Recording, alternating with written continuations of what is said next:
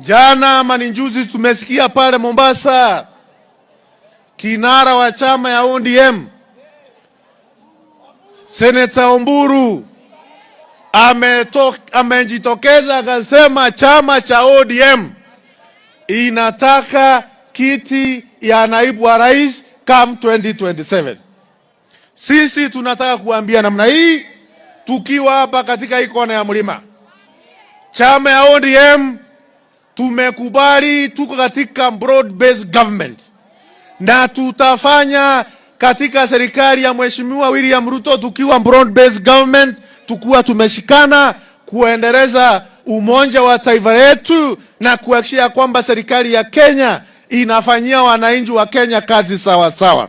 Lakini Mheshimiwa Profesa Kithure Kindiki, huyo ndiye naibu wa rais wa Jamhuri ya Kenya kwa sasa.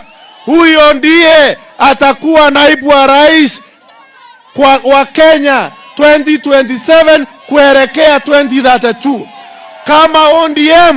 Kama ODM inataka kiti ya naibu wa rais, tuko tayari kuwapatia kiti ya naibu wa rais come 2032 wakati Profesa Kithure Kindiki atakuwa rais wa Jamhuri ya Kenya.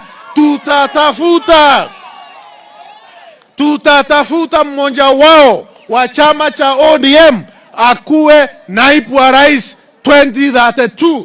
Lakini kwa sasa kiti ya naibu wa rais, it is not vacant. 2027 kiti ya naibu wa rais itakuwa na kijana wetu Profesa Kithure Kindiki.